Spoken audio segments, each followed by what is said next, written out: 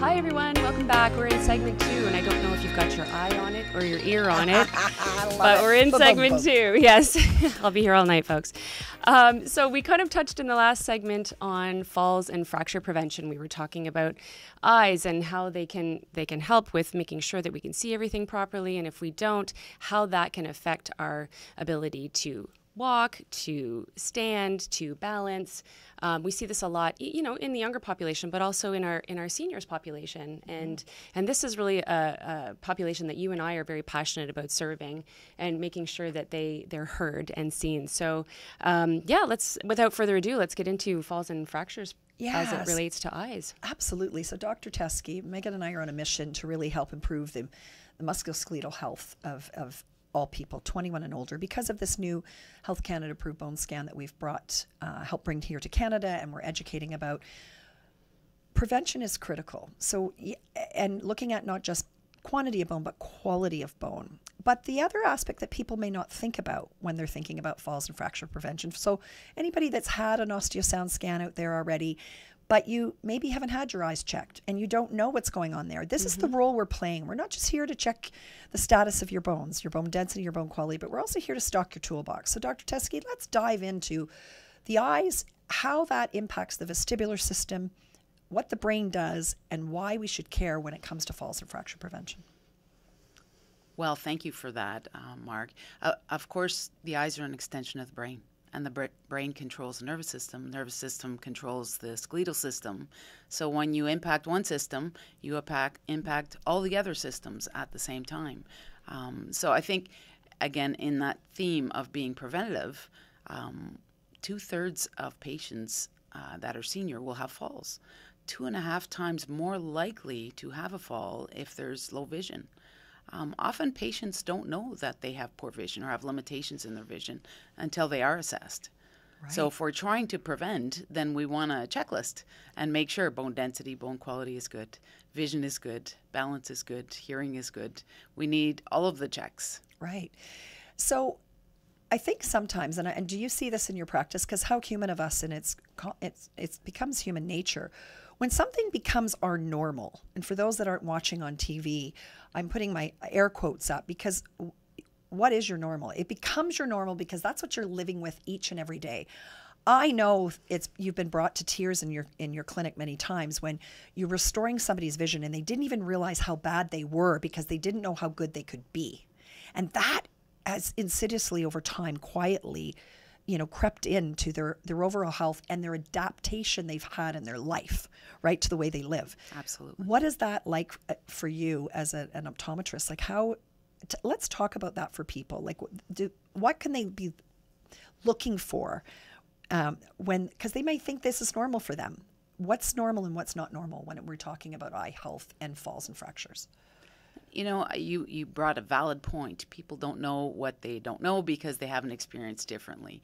And many age-related changes with vision are so slow and insidious that you don't recognize that things are changing until there's a crisis, right? So cataracts, for example, all of a sudden, especially if you need reading glasses now, you need to turn the lights up.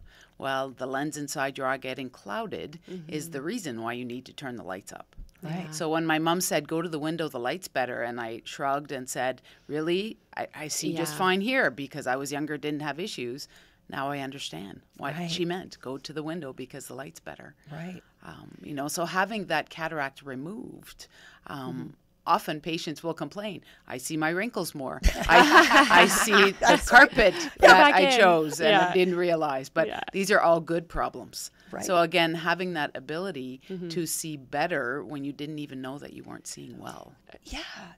Go ahead. I was going to say, because I want to ask how the behavioral part of this, is it tied into that? Or is this a place where we can segue into what behavioral optometry is in this particular segment? Yeah. Behavioral optometrists really think beyond just eyesight, beyond just the picture that the eye brings to the brain. Right. But they extend that to the brain gets an image, and what does the brain do with that image? Okay. And, when you think in terms of behavioral optometry, you're really connecting all of those pieces. So you're connecting the brain to the body, to the nervous system, to, the vestibular system, and all of those things working together.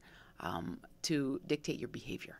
Right? Yeah. So, Okay. And those adaptive behaviors we start to do just to deal with our environment. So, Right. like you said, we turn the lights up more. We, you know, we hold the adapt. pill bottle back here. Exactly. Or here. Exactly. Or somewhere in Until between. it's not working. Yeah. And then you have to finally go and see your optometrist like I Yes. did and said, my arm's not long enough Yes. anymore, Dr. Teske. And she kind of laughed and said, yeah, well, welcome to the club. Is there not something, though, in healthcare about ageism, and especially with eyes? Yes, we do, just like our bones, we lose things as we age.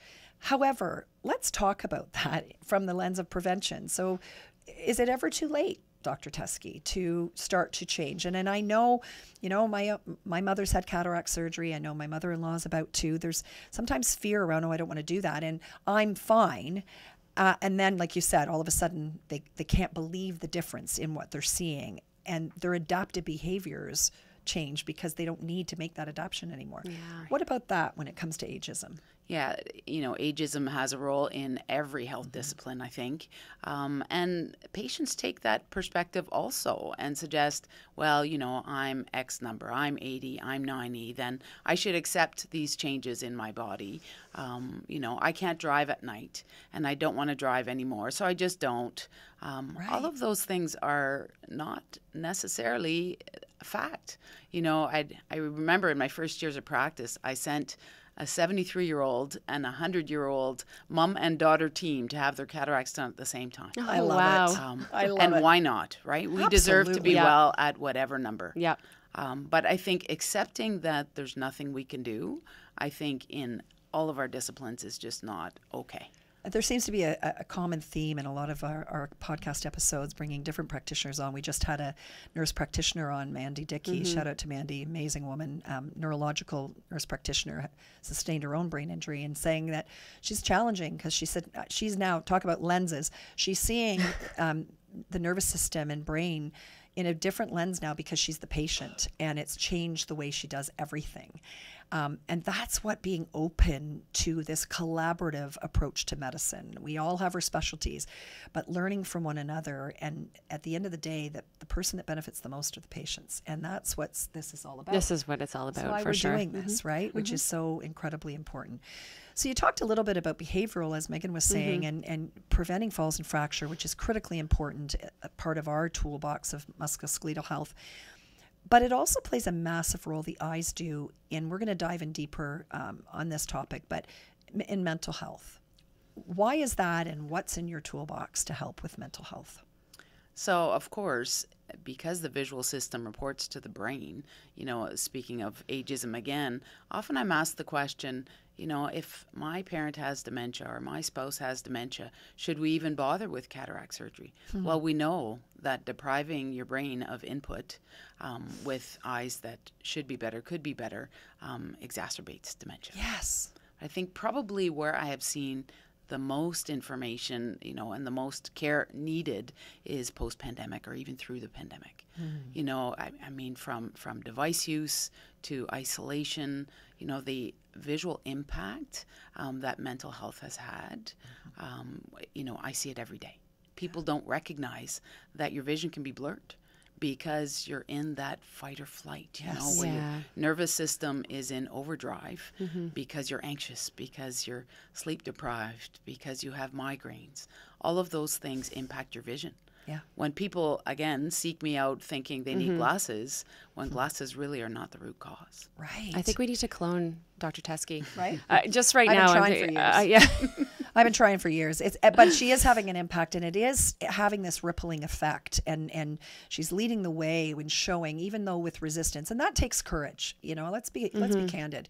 You were one of the ones to go first, which you know, you got some kickback. I've been around a while, but your shoulders are broad enough to say, no, I know when we know better, we should do better, and on always being open to continuing to learn for yourself and for your patients. And that's why, you know, these conversations are so important. And when it comes to mental health, you know, you actually have something called syntonics in your practice. Can you tell us what that is? Because that can actually, you've collaborated with psychotherapists that are treating people for depression and anxiety. What is syntonics, and why is it so impactful in mental health? Well, how appropriate would it be for an optometrist to talk about light, right? Yes. So, and if there's any experts on light, it should be optometry. So, light used as a therapy then through the eyes certainly can address the brain. And treating the nervous system, taking that patient's nervous system out of fight or flight and putting us into that rest and digest mode, where really all the healing occurs, has tremendous impacts. Yes. So Syntonics really is guided therapy. So we actually measure the peripheral vision of a patient, not a normal side vision test, but a specific one under colored lights, so we can determine what wavelength of light can be used to help the condition that seems to be causing most of the concerns. Yeah. And you've seen some incredible results. Yeah, absolutely. You know, it's dumb. It's, you know, almost unbelievable when patients will present to us, I can't tell you really why I'm better. All I can tell you is that I'm better. Yeah. I sleep better.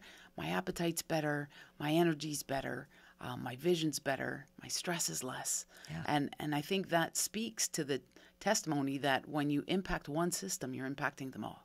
So when would you decide to use Syntonics? And when would you, who's the patient that needs that?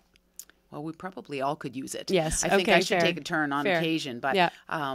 You know, the patients that will benefit the most from Syntonics would be that anxious patient, the patient who is stuck and they're focusing spasm.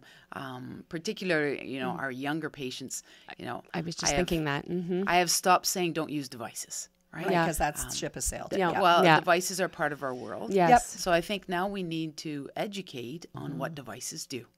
And especially for young patients who are not even looking across the street from, you know, a walking perspective, their heads are locked on their devices. Then those patients, it actually is a tool to control that nearsightedness induced by stuck from devices. Right.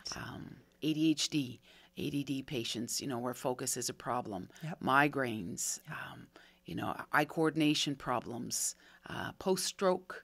You know, there are so many applications for light therapy. And I think that the beauty is it's one more option to consider for patients. Yes. Yeah, and I've referred patients to you and have seen tremendous results. And you, because you believe in the layering of tools, they do see that impact. But what's most rewarding, I think, as professionals that are in this space, is that the patient feels empowered. Because when you, and we're going to, in the next segment, dive a little bit more into, you know, other things like hormones and nutrition. And yes, nutrition, everybody impacts your eyes. And some tips and strategies in your day-to-day that Dr. Teske is going to share.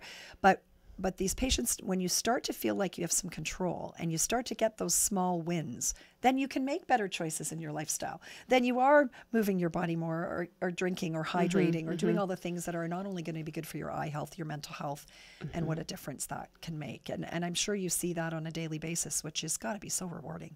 It is incredibly rewarding for sure. Yeah. You know, that often, you know, the patient comes exhausted. Yeah. You know, they've tried all other avenues to be well.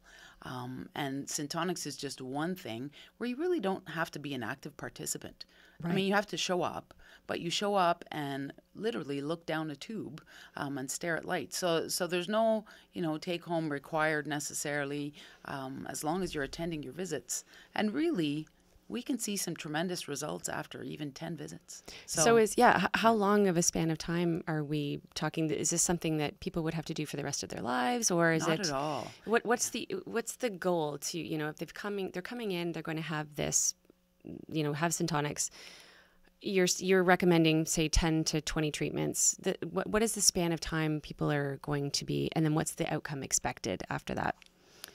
And obviously, this is patient individual. Very individual. Yes. Yeah. Because we have to tailor the treatment to the concerns, and often these patients have many concerns, as we all do, right? So the initial response, I would say, I expect from patients is after about 3 treatments. So we like to do 3 treatments a week, and each treatment at the most is 20 minutes, but often it's less because patients can't be there for 20 minutes. So we start with, you know, 5 or 10. Right. Particularly if it's an ADHD patient, then they're not sitting there for 20 minutes. Right. But most patients report change. And I think, you know, my goal always is progress, Yes. right? And what that looks like will depend on the patient. But after 10 sessions, we remeasure that visual field. so that we can actually in degrees measure how much progress has been made. Most patients, even after 20, will say, okay, I feel good. So then they have a hiatus and take a vacation from Syntonics. Then life happens, and then they may need the tool again, so they can come back. So it's not amazing. Lifelong necessarily, just one more tool in the toolbox. Yeah, literally. that's great. I really love that. Well, yeah, and what I love about it is just giving options, as Dr. Teske said, to consider, because there's not always just one way to deal with any one problem. So we're going to take a break here in a second, and we're going to come back. We're going to talk about those thing called hormones and what does that do with our eyes. We're also going to really talk about some little tips and strategies to put in your toolbox, not only to improve your eye health, but to improve your overall health, because as Dr. Teske said so eloquently at the top of the show, your eyes are a window to the rest of your health. Stay tuned. We'll be right back here on PHAMCAST. I'll see you back in a minute.